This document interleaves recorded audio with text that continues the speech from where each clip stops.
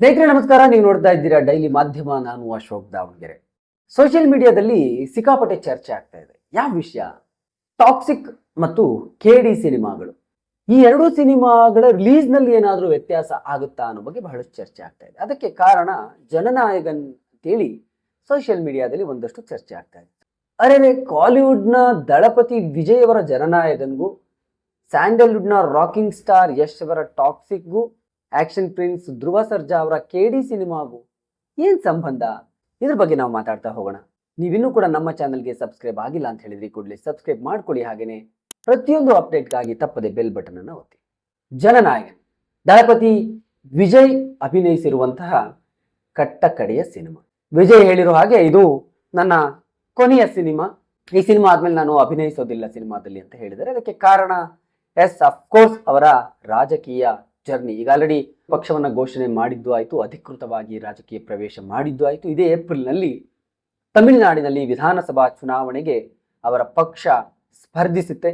ದಳಪತಿ ವಿಜಯ್ ಎಲ್ಲೇ ಹೋದ್ರೂ ಕೂಡ ಜನಸಮೂಹ ಹೆಂಗೆ ಸೇರ್ತಾ ಇದೆ ಅಂದ್ರೆ ಸಾಗರೋಪಾದಿಯಾಗಿ ಬಂದು ಸೇರ್ತಾ ಇದೆ. ಅಫ್ಕೋರ್ಸ್ ರಜನಿಕಾಂತ್ ಅವರ ನಂತರ ಬಹಳ ದೊಡ್ಡ ಫ್ಯಾನ್ ಫಾಲೋಯಿಂಗ್ ಅನ್ನ ತಮಿಳುನಾಡಿನಲ್ಲಿ ಹೊಂದಿರುವಂತಹ ನಟ ದಳಪತಿ ವಿಜಯ್ ಅಂತ ಹೇಳಲಾಗುತ್ತೆ. ಸೊ ಅದನ್ನ ನಾವು ಪ್ರತಿ ರ್ಯಾಲಿಯಲ್ಲೂ ಅವರು ಎಲ್ಲಿ ವೇದಿಕೆಯಲ್ಲಿ ಸೇರಿದಾಗಲೂ ಅಲ್ಲಿ ಸೇರುವಂತಹ ಜನವನ್ನ ನೋಡಿದಾಗ ನಿಜ.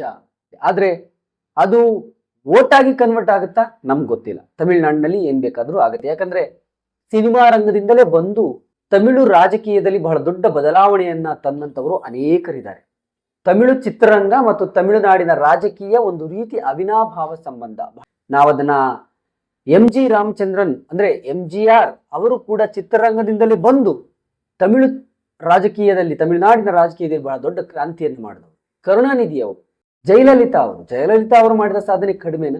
ಮೈಸೂರಿನವರಾಗಿದ್ದಂತಹ ಜಯಲಲಿತಾ ಅವರು ಅಲ್ಲಿಗೆ ಹೋಗಿ MGR ಅವರ ಜೊತೆಗೂಡಿ ಸಿನಿಮಾಗಳನ್ನು ಮಾಡಿ ಯಶಸ್ವಿ ನಾಯಕಿಯಾಗಿ, ಸ್ಟಾರ್ ನಟಿಯಾಗಿ, ತದನಂತರ ರಾಜಕೀಯಕ್ಕೆ ಬಂದು ಮುಖ್ಯಮಂತ್ರಿಯಾಗಿ ಎಷ್ಟೆಲ್ಲ ರಾಜಕೀಯದಲ್ಲಿ ಕ್ರಾಂತಿಯನ್ನು ಮಾಡಿದ್ರು. ಹಾಗಾಗಿ ಅದೆಲ್ಲವನ್ನು ನೋಡಿದಾಗ, ಆ ಹಿಸ್ಟ್ರಿಯನ್ನು ನೋಡಿದಾಗ ತಮಿಳುನಾಡಿನಲ್ಲಿ ಏನ್ ಬೇಕಾದ್ರೂ ಆಗ್ಬಹುದು. ದಳಪತಿ ವಿಜಯ್ ಅವರ ಪಕ್ಷ ಒಂದು ದೊಡ್ಡ ಪಕ್ಷವಾಗಿ ಹೊರಹೊಮ್ಮಿದ್ರೂ ಅಚ್ಚರಿ ಪಡುವಂಥದ್ದೇನಿಲ್ಲ. ಅದು ಎಲೆಕ್ಷನ್ ಆದ್ಮೇಲೆ ಅದ್ರ ಬಗ್ಗೆ ಮಾತಾಡೋಣ. ನಾವು ಸಿನಿಮಾ ಬಗ್ಗೆ ಮಾತಾಡೋಣ. ಜನನಾಯಕನ್ ಈ ಸಿನಿಮಾ ಸೆನ್ಸಾರ್ಗೆ ಹೋಗಿತ್ತು. ಅಫ್ಕೋರ್ಸ್ ಚುನಾವಣೆ ಹೊಸ್ತಿಲಲ್ಲಿರುವಂತಹ ಸಂದರ್ಭದಲ್ಲಿ ಯಾವುದಾದ್ರೂ ಅಂದ್ರೆ ಆ ಚುನಾವಣೆಗೆ ಸಂಬಂಧಪಟ್ಟಂತಹ ರಾಜಕೀಯ ಪಕ್ಷದಲ್ಲಿರುವಂತವರ ಸಿನಿಮಾಗಳು ಬಂದಾಗ ಅದರಲ್ಲಿ ರಾಜಕೀಯ ಉದ್ದೇಶಗಳೇನಾದ್ರೂ ಇದ್ರೆ ಬೇರೆ ಬೇರೆ ವಿಷಯಗಳೇನಾದ್ರೂ ಇದ್ರೆ ಅದು ರಿಲೀಸ್ ಆಗೋದಕ್ಕೆ ಬಹಳಷ್ಟು ಸಂದರ್ಭಗಳಲ್ಲಿ ವಿರೋಧ ಆಗತ್ತೆ. ಆ ಸಿನಿಮಾಗಳು ರಿಲೀಸ್ ಆಗೋದಕ್ಕೆ ಬಹಳ ಸಂಕಷ್ಟವನ್ನ ಎದುರಿಸುತ್ತೆ. ಇನ್ನು 3 ತಿಂಗಳಿದೆ ತಮಿಳುನಾಡಿನ ಚುನಾವಣೆ. ಆದ್ರೆ ಅದೇ ಸಂದರ್ಭಕ್ಕೆ ಜನನಾಯಕನ್ ಅನ್ನುವಂತಹ ಸಿನಿಮಾ ಬರ್ತಾ ಇದೆ. ಟೈಟಲ್ ಕೇಳಿದಾಗ ಅಫ್ಕೋರ್ಸ್ ಇದೊಂದು ಪೊಲಿಟಿಕಲಿ ಇನ್ಫ್ಲೂಯೆನ್ಸ್ಡ್ ಟೈಟಲ್ ಅನ್ನೋ ತರನೇ ಕಾಣುತ್ತೆ. ಜನನಾಯಕನ್ ಸಿನಿಮಾ ತೆಲುಗಿನ ಭಗವಂತ್ ಕೇಸರಿ ಸಿನಿಮಾದ ರೀಮೇಕ್. ಇಲ್ಲಿ ಒಂದಷ್ಟು ರಾಜಕೀಯದ ಅಂಶಗಳು ಕೂಡ ಇರೋದ್ರಿಂದ ಇದು ಎಲ್ಲ ಒಂದು ಕಡೆ ಪಕ್ಷಕ್ಕೆ ಮತ್ತು ವೈಯಕ್ತಿಕವಾಗಿ ಈ ಸಿನಿಮಾವನ್ನು ಒಂದು ಪ್ಲಾಟ್ಫಾರ್ಮ್ ಆಗಿ ಬಳಸ್ಕೊಳ್ತಾ ಇದ್ದಾರೆ ಅನ್ನೋ ಚರ್ಚೆಗಳು ಕೂಡ ಬಹಳಷ್ಟು ನಡೀತಾ ಇದೆ. ಆ ಕಾರಣಕ್ಕೋ ಏನೋ ಸೆನ್ಸಾರ್ ಮಂಡಳಿ CVFC 10 ಕಟ್ಗಳನ್ನ ಈ ಸಿನಿಮಾಗೆ ಹೇಳಿತ್ತು. ಸೆನ್ಸಾರ್ಗೆ ಹೋದಂತಹ ಸಂದರ್ಭದಲ್ಲಿ 10 ಕಟ್ ಹೇಳಿದಾಗ ಅದಕ್ಕೆ ಚಿತ್ರತಂಡ ಕೂಡ ಒಪ್ಪಿತ್ತು. ಅದಾದ್ಮೇಲೂ ಕೂಡ ಸೆನ್ಸಾರ್ ಮಂಡಳಿ ತಾವೇ ಹೇಳಿದ ನಿಲುವನ್ನ ಆಕ್ಸೆಪ್ಟ್ ಮಾಡ್ಕೊಂಡ್ಲಿಲ್ಲ. 10 ಕಟ್ಟನ್ನ ಒಪ್ಕೊಂಡ್ರು ಕೂಡ ಸಿನಿಮಾಗೆ ಸೆನ್ಸಾರ್ ಅನ್ನ ಮಾಡಲಿಲ್ಲ. ಹಾಗಾಗಿ ಚಿತ್ರತಂಡ ಮದ್ರಾಸ್ ಹೈಕೋರ್ಟ್ ಮೆಟ್ಟಿಲೇರ್ತು. ಅಲ್ಲಿಂದ ಸುಪ್ರೀಂ ಕೋರ್ಟ್ಗೆ ಬಂತು, ಮತ್ತೆ ಮದ್ರಾಸ್ ಹೈಕೋರ್ಟ್ಗೂ ಬಂತು. ಯಾಕಂದ್ರೆ ಮದ್ರಾಸ್ ಹೈಕೋರ್ಟ್ ಏನ್ ಹೇಳ್ತು, ಸೆನ್ಸಾರ್ ಮಂಡಳಿಗೆ ಸೂಚನೆಯನ್ನು ಕೊಡ್ತು ಸೆನ್ಸಾರ್ ಕೊಡಿ ಅಂತೇಳಿ. ಸುಪ್ರೀಂ ಕೋರ್ಟ್ ಹೇಳಿದ ನಂತರ ಮತ್ತೆ ಮದ್ರಾಸ್ ಹೈಕೋರ್ಟ್ ಒಂದು ನಿರ್ಧಾರವನ್ನ ತೆಗೆದುಕೊಳ್ಳುತ್ತೆ, ಬೇಡ ಸೆನ್ಸಾರ್ ಅನ್ನ ಕೊಡಬೇಡಿ ಅಂತೇಳಿ. ಈಗ ಬೇರೆ ಬೇರೆ ಚರ್ಚೆಗಳು ಆಗ್ತಾ ಇದೆ. ಇನ್ನು ಕೂಡ ಸೆನ್ಸಾರ್ ಅಂಗಳದಲ್ಲೇ ಜನನಾಯಕನ್ ಸಿನಿಮಾ ಇದೆ, ಸೆನ್ಸಾರ್ ಅವಾಗತ್ತೆ ಇವಾಗತ್ತೆ ಅಂತೇಳಿ ಚರ್ಚೆಗಳು ನಡೀತಾ ಇದೆ. ಆದ್ರೆ ಸೆನ್ಸಾರ್ನಿಂದ ಇಲ್ಲಿಯವರೆಗೂ ಏನು ಗ್ರೀನ್ ಸಿಗ್ನಲ್ ಬರೋ ತರ ಕಾಣ್ತಾ ಇಲ್ಲ. ಕೋರ್ಟ್ನಲ್ಲೂ ಇದ್ರ ಬಗ್ಗೆ ಯಾವುದೇ ಒಂದು ನಿರ್ಧಾರ ಕೂಡ ಆದಂತೆ ಕಾಣಿಸ್ತಾ ಇಲ್ಲ. ಜನನಾಯಕನ್ ಯಾವಾಗ ಸೆನ್ಸಾರ್ ಆಗುತ್ತೋ ಯಾವಾಗ ತೆರೆಗೆ ಬರುತ್ತೋ ಗೊತ್ತಿಲ್ಲ. ಆದ್ರೆ ಈ ಸಿನಿಮಾವನ್ನ ನಿರ್ಮಾಣ ಮಾಡಿರುವಂತಹ KVN ಸಿನಿಮಾಗೆ ಒಂದು ದೊಡ್ಡ ತಲೆನೋವಾಗಿದೆ, ದೊಡ್ಡ ಸಂಕಷ್ಟ ಇದು. ಯಾಕಂದ್ರೆ ಈ ಸಿನಿಮಾಗೆ 500 ಕೋಟಿ ಬಂಡವಾಳವನ್ನ ಹೂಡಿದೀವಿ ಅಂತ ಅವ್ರು ಹೇಳ್ಕೊಂಡಿದ್ದಾರೆ. ಹಾಗಾಗಿ ಇಷ್ಟು ದೊಡ್ಡ ಬಜೆಟ್ನ ಸಿನಿಮಾಗೆ ಇಂತಹ ಒಂದು ಸಂಕಷ್ಟ ಬಂದಾಗ ದಯಮಾಡಿ ಸೆನ್ಸಾರ್ ಮಾಡಿಕೊಡಿ, ನಾವು ಮತ್ತೆ ಮರುಪರಿಶೀಲನೆ ಮಾಡ್ತೀವಿ ಅಂತೇಳಿ ಮತ್ತೆ ಸೆನ್ಸಾರ್ ಮಂಡಳಿಗೆ ಮನವಿಯನ್ನು ಮಾಡಿದ್ದಾರೆ. ನಾವು ಮರುಪರಿಶೀಲನೆ ಮಾಡಿ ಏನಾದರೂ ಕಟ್ಸಿದ್ರೆ ಮಾಡ್ತೀವಿ ಅನ್ನುವಂತಹ ನಿರ್ಧಾರವನ್ನು ಕೂಡ ಅವರು ಹೇಳಿದ್ದಾರೆ. ಆದ್ರೂ ಕೂಡ ಸೆನ್ಸಾರ್ ಆಗುವ ಲಕ್ಷಣಗಳು ಇನ್ನೂ ಕಾಣಿಸ್ತಾ ಇಲ್ಲ. ಎಳೆಯ ದಳಪತಿ ವಿಜಯ್ ಮಾತ್ರ ಇದ್ಯಾವುದ್ರ ಬಗ್ಗೆನೂ ತಲೆ ಕೆಡಿಸ್ಕೊಂಡಂತೆ ಕಾಣಿಸ್ತಾ ಇಲ್ಲ. ಎಲ್ಲ ವೇದಿಕೆಗಳಲ್ಲೂ ಕೂಡ ಅವರು ಆರ್ಭಡಿಸ್ತಾ ಇದ್ದಾರೆ. ನಾನು ಯಾವ ಬೆದರಿಕೆಗಳಿಗೂ ಕೂಡ ಹೆದರಲ್ಲ ಅಂತೇಳಿ ಹೇಳ್ತಾ ಇದ್ದಾರೆ. ಅವ್ರು ಯಾವ ಬೆದರಿಕೆ ಬಗ್ಗೆ ಹೇಳ್ತಿದ್ದಾರೆ, ಏನ್ ಹೇಳ್ತಿದ್ದಾರೆ ನಮ್ಗೆ ಗೊತ್ತಿಲ್ಲ. ಸಿನಿಮಾಗೆ ಸೆನ್ಸಾರ್ ಆಗ್ತಿಲ್ಲ, ಆ ಕಾರಣಕ್ಕಾಗಿ ಅವರು ಆ ಹೇಳಿಕೆಯನ್ನು ಕೊಡ್ತಿದ್ದಾರೆ ಅಂತ ಒಂದು ಕಡೆ ಚರ್ಚೆ ಕೂಡ ಇದೆ. ಅದೇನೇ ಇರಲಿ, ಅದು ಸಿನಿಮಾ ಮತ್ತು ರಾಜಕೀಯ ಎರಡೂ ಇದರಲ್ಲಿ ಇರೋದ್ರಿಂದ ಇದ್ರ ಬಗ್ಗೆ ಇಂಥದ್ದೇ ಅಂತ ಒಂದು ನಿಲುವನ್ನ, ಒಂದು ನಿರ್ಧಾರವನ್ನ ಪ್ರಕಟಿಸೋದಕ್ಕೆ ಸಾಧ್ಯ ಇಲ್ಲ. ಒಟ್ನಲ್ಲಿ ಆಗ್ತಾ ಇದೆ. ಇದು ನೇರವಾಗಿ ಟಾಕ್ಸಿಕ್ ಮತ್ತು ಕೇಡಿಗೂ ಹೇಗೆ ಎಫೆಕ್ಟ್ ಆಗುತ್ತೆ, ಈ ಸಿನಿಮಾಗಳ ರಿಲೀಸ್ ಮೇಲೆ ಯಾಕೆ ಸಮಸ್ಯೆ ಆಗುತ್ತೆ, ಬದಲಾವಣೆ ಏನಾದ್ರೂ ಆಗ್ಬಿಡುತ್ತಾ ಅನ್ನೋ ಚರ್ಚೆಗಳೆಲ್ಲ ಸೋಷಿಯಲ್ ಮೀಡಿಯಾದಲ್ಲಿ ನಡೀತದೆ. ಯಾಕೆ ಅಂದ್ರೆ ಈ ಮೂರೂ ಸಿನಿಮಾಗಳನ್ನು ಪ್ರೊಡ್ಯೂಸ್ ಮಾಡಿರೋದು KVN ಸಂಸ್ಥೆ. ದಳಪತಿ ವಿಜಯ್ ಅವರ ಜನನಾಯಕನ್ಗೆ ಬಂಡವಾಳ ಹೂಡಿರೋದು ಕೂಡ ಕನ್ನಡದ KVN ಸಂಸ್ಥೆ. ರಾಕಿಂಗ್ ಸ್ಟಾರ್ ಯಶ್ ಅವರು ನಟಿಸಿರುವಂತಹ ಟಾಕ್ಸಿಕ್ಗೆ ಬಂಡವಾಳ ಹೂಡಿರೋದು ಕೂಡ KVN ಸಂಸ್ಥೆ. ಪ್ರೇಮ್ ಅವರು ನಿರ್ದೇಶನ ಮಾಡಿ ಆಕ್ಷನ್ ಪ್ರಿನ್ಸ್ ಧ್ರುವ ಸರ್ಜಾ ಅವರು ನಟಿಸಿರುವಂತಹ KD ಸಿನಿಮಾಗೂ ಬಂಡವಾಳ ಹೂಡಿರೋದು ಅದೇ KVN ಸಂಸ್ಥೆ. ಸರಿ, KVN ಸಂಸ್ಥೆ ಮೂರು ಸಿನಿಮಾಗೂ ಬಂಡವಾಳ ಹೂಡಿದ್ರೆ ಈ ಸಿನಿಮಾಗಳಿಗೆ ರಿಲೀಸ್ ಮೇಲೆ ಎಫೆಕ್ಟ್ ಹೇಗಾಗತ್ತೆ ಅಂತ ಅಫ್ಕೋರ್ಸ್ ನಮ್ದು ಕೂಡ ಅದೇ ಪ್ರಶ್ನೆ. ಯಾಕಂದ್ರೆ ಜನವರಿ 9ನೇ ತಾರೀಕು ಜನನಾಯಕನ್ ಬರ್ಬೇಕಿತ್ತು, ಅದು ಬಂದಿಲ್ಲ. ಈಗ ಆಲ್ರೆಡಿ 20 ದಿನ ವಿಳಂಬ ಆಗಿದೆ. ಸೆನ್ಸಾರ್ ಆದ್ಮೇಲೆ ಆ ಸಿನಿಮಾ ಬರುತ್ತೆ. ಟಾಕ್ಸಿಕ್ ಈಗ ಆಲ್ರೆಡಿ ಮಾರ್ಚ್ 19ಕ್ಕೆ ಸಿನಿಮಾ ರಿಲೀಸ್ ಆಗತ್ತೆ ಅಂತ ಘೋಷಣೆ ಆಗಿದೆ. ಈಗ ಆಲ್ರೆಡಿ ದೊಡ್ಡ ಮಟ್ಟದಲ್ಲಿ ಅದರ ಪ್ರಮೋಷನ್ ಕೂಡ ಶುರುವಾಗಿದೆ. ಟಾಕ್ಸಿಕ್ ವರ್ಸಸ್ ಧುರಂಧರ್ 2 ಅಂತೇಳಿ ಬಹಳ ದೊಡ್ಡ ಚರ್ಚೆಗಳು ಕೂಡ ನಡೀತಾ ಇದೆ.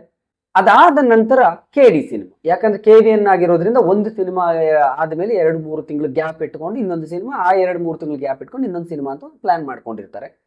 ಸೊ ಟಾಕ್ಸಿಕ್ ಮಾರ್ಚಲ್ಲಿ ಬಂದ್ರೆ ಐ ಥಿಂಕ್ ಏಪ್ರಿಲ್ ಮೇ ಹೊತ್ತಿಗೆ KD ಸಿನಿಮಾ ಬರ್ಬೋದು. KD ಈಗ ಆಲ್ರೆಡಿ ಕಳೆದ ವರ್ಷವೇ ಬರಬೇಕಾಗಿತ್ತು.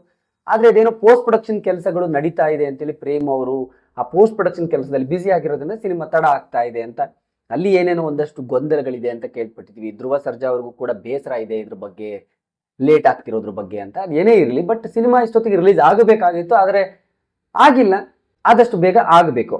ಸೊ KVN ಸಂಸ್ಥೆ ಪ್ಲಾನ್ ಪ್ರಕಾರ ಜನವರಿ 9ಕ್ಕೆ ಜನನಾಯಕನ್ ಬರಬೇಕಿತ್ತು, ಮಾರ್ಚ್ 19ಕ್ಕೆ ಟಾಕ್ಸಿಕ್ ಬರಬೇಕು, ಅದಾದ ನಂತರ 1-2 ತಿಂಗಳಲ್ಲಿ KD ಬರುತ್ತೆ. ಈಗ ಇಲ್ಲಿರುವಂತಹ ಸಮಸ್ಯೆ ಏನು ಅಂದ್ರೆ ಜನನಾಯಕನ್ ಇನ್ನೂ ಕೂಡ ಸೆನ್ಸಾರ್ ಆಗಿಲ್ಲ. ಇದು ಯಾವಾಗ ಸೆನ್ಸಾರ್ ಆಗುತ್ತೋ ಗೊತ್ತಿಲ್ಲ. ಇನ್ನೂ 15 ದಿವಸ 20 ದಿವಸಗಳಲ್ಲಿ ಸೆನ್ಸಾರ್ ಆಗ್ಬಿಟ್ಟು ಈ ಸಿನಿಮಾ ಏನಾದ್ರೂ ಫೆಬ್ರವರಿ ಮಾರ್ಚ್ ಹೊತ್ತಿಗೆ ಬಂದ್ಬಿಟ್ರೆ, ಫೆಬ್ರವರಿ ಎಂಡಿಗೆ ಬಂದ್ಬಿಟ್ರೆ ಮಾರ್ಚ್ 19ಕ್ಕೆ ಟಾಕ್ಸಿಕ್ ಇರುತ್ತೆ. ಹಾಗಾಗಿ ಅವಾಗ ಏನಾದ್ರೂ ಜನನಾಯಕನ್ ಸಿನಿಮಾನ ಫಸ್ಟ್ ರಿಲೀಸ್ ಮಾಡಿದ್ರೆ ಟಾಕ್ಸಿಕ್ ಸಿನಿಮಾದ ಡೇಟ್ ಏನಾದ್ರೂ ಬದಲಾಗುತ್ತಾ ಅನ್ನೋ ಬಗ್ಗೆ ಚರ್ಚೆಗಳು ಬಹಳಷ್ಟು ನಡೀತವೆ. ಟಾಕ್ಸಿಕ್ ಬದಲಾದ್ರೆ ಮತ್ತೆ KD ನೆಕ್ಸ್ಟ್ ಇನ್ನೂ ಒಂದ್ ಸ್ವಲ್ಪ ಮುಂದಕ್ಕೆ ಹೋಗುತ್ತೆ, ಅದ್ರ ಬಗ್ಗೆ ಚರ್ಚೆ. ಆದ್ರೆ ಇದ್ರ ಬಗ್ಗೆ KVN ಸಂಸ್ಥೆ ಅಧಿಕೃತವಾಗಿ ಎಲ್ಲೂ ಹೇಳಿಕೆಯನ್ನು ಕೊಟ್ಟಿಲ್ಲ.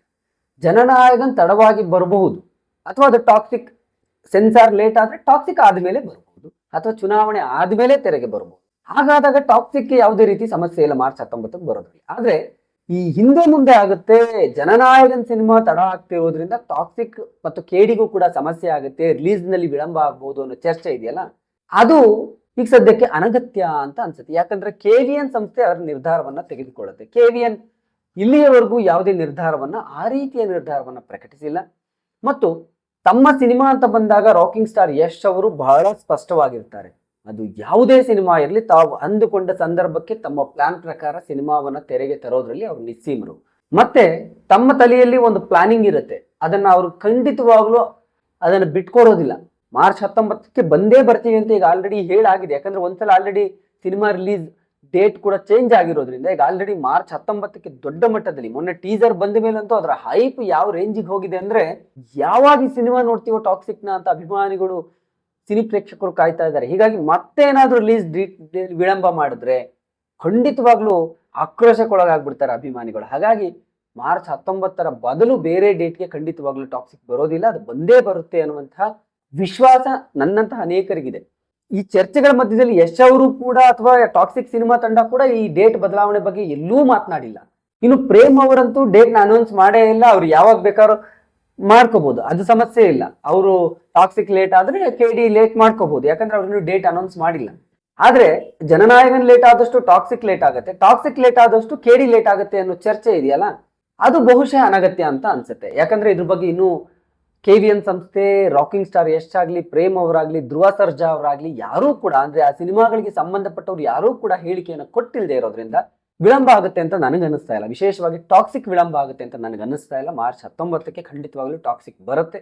ಸೊ ಮಾರ್ಚ್ 19ಕ್ಕೆ ಟಾಕ್ಸಿಕ್ ಬಂದಿದ್ದೆ ಆದ್ರೆ KD ಅಂದುಕೊಂಡಂತೆ ಇನ್ನೊಂದು ತಿಂಗಳು, 1.5 ತಿಂಗಳು ಗ್ಯಾಪ್ ಅಲ್ಲಿ ಖಂಡಿತವಾಗ್ಲೂ ಬರುತ್ತೆ. ಸೊ ನೋಡೋಣ ಎಲ್ಲವೂ KVN ಸಂಸ್ಥೆಯ ಅಂಗಳದಲ್ಲಿದೆ. ಯಾಕಂದ್ರೆ 3 ಸಿನಿಮಾಗಳಿಗೆ ಅವರು ಬಂಡವಾಳ ಹೂಡಿರೋದ್ರಿಂದ ಇದನ್ನು ಯಾವ ರೀತಿ ಶೆಡ್ಯೂಲ್ ಮಾಡ್ಕೊಳ್ತಾರೆ ಅಂತ, ಯಾಕಂದ್ರೆ ಅವರು ನಿರ್ಮಾಪಕರಾಗಿರೋದ್ರಿಂದ ಎಲ್ಲಾ ಸಿನಿಮಾಗಳು ತಮ್ಮದೇ ಬ್ಯಾನರ್ನ ಸಿನಿಮಾಗಳು ಒಟ್ಟೊಟ್ಟಿಗೆ ಬಂದ್ಬಿಟ್ರೆ ಅವರದ್ದೇ ಬಂಡವಾಳ ಹೋಗುತ್ತಲ್ಲ. ಬೇರೆಯವ್ರ ಸಿನಿಮಾ ಆದಾಗ ಬೇರೆ, ತಮ್ಮದೇ ಸಂಸ್ಥೆಯ 3 ಸಿನಿಮಾಗಳು ಕಡಿಮೆ ಅಂತರದಲ್ಲಿ ತೆರೆಗೆ ಬಂದಾಗ ಅವರಿಗೆ ನಷ್ಟ ಆಗೋದ್ರಿಂದ ಅವರು ಈ 3 ಸಿನಿಮಾಗಳ ಬಿಡುಗಡೆಯ ಬಗ್ಗೆ ಯಾವ ನಿರ್ಧಾರವನ್ನ ತೆಗೆದುಕೊಳ್ತಾರೆ ಅನ್ನೋದನ್ನು ಕೂಡ ಕಾದು ನೋಡ್ಬೇಕಾಗತ್ತೆ. ಸದ್ಯಕ್ಕೆ ಜನನಾಯಕನ್ ಸೆನ್ಸಾರ್ ಅಂಗಳದಲ್ಲಿದೆ, ಇನ್ನೂ ಕೂಡ ಅದು ಸೆನ್ಸಾರ್ ಆಗುವ ಲಕ್ಷಣಗಳೇ ಕಾಣಿಸ್ತಾ ಇಲ್ಲ. ಬಹಳಷ್ಟು ಕೋರ್ಟು, ಅಲ್ಲಿಂದ ಸೆನ್ಸಾರಿಂದ ಸಿನಿಮಾ ಟೀಮು, ಹೀಗೆ ಒಂದಷ್ಟು ಅದರ ಬಾಲು ಎಲ್ಲ ಕೋರ್ಟ್ನಲ್ಲೂ ಓಡಾಡ್ತಾ ಇದೆ. ಅದು ಯಾವಾಗ ಸೆನ್ಸಾರ್ ಆಗುತ್ತೆ ನೋಡೋಣ. ಸೊ ಇದೆಲ್ಲದ್ರ ಮಧ್ಯದಲ್ಲಿ ಯಾವ ನಿರ್ಧಾರವನ್ನ KVN ಸಂಸ್ಥೆ ತೆಗೆದುಕೊಳ್ಳುತ್ತೆ ಅನ್ನೋದನ್ನ ನಾವು ಕಾದು ನೋಡ್ಬೇಕಾಗತ್ತೆ. ಆದ್ರೆ ಇಲ್ಲಿಯವರೆಗೂ ಟಾಕ್ಸಿಕ್ ಕುರಿತಾದಂತಹ ಡೇಟ್ ಬದಲಾವಣೆಯ ಯಾವ ಚರ್ಚೆಗಳು ಇಲ್ಲ ಅನ್ನೋದಂತೂ ಸ್ಪಷ್ಟ. Thank you so much. Hello, ಎಲ್ಲರಿಗೂ ನಮಸ್ಕಾರ. ನಾನು ನಿಮ್ಮ ಪವನ್ ಮುಡಿಯರ್ ಮಾತಾಡ್ತಾ ಇದ್ದೀನಿ. ನಮ್ಮ ಅಶೋಕ್ ದಾವಣಗೆರೆ ನಮ್ಮ ಭಾಳ ಆತ್ಮೀಯರು, ಗೆಳೆಯರು, ಚಿತ್ರರಂಗದ ಗೆಳೆಯರು. ಅವರು ಸ್ಯಾಟಲೈಟ್ ಚಾನಲಿಂದ ಈಗ ಡಿಜಿಟಲ್ ಪ್ಲ್ಯಾಟ್ಫಾರ್ಮಿಗೆ ಬಂದಿದ್ದಾರೆ. ಡೈಲಿ ಮಾಧ್ಯಮ ಅನ್ನೋ ಒಂದು ಯೂಟ್ಯೂಬ್ ಚಾನೆಲ್ ಮೂಲಕ ಹಲವಾರು ವಿಷಯಗಳೊಂದಿಗೆ ನಿಮ್ಮ ಮುಂದೆ ಬರ್ತಾ ಇದ್ದಾರೆ. ಸೊ ಈ ಚಾನೆಲ್ನ ನೋಡಿ, ಸಬ್ಸ್ಕ್ರೈಬ್ ಮಾಡಿ, keep supporting. Thank you so much.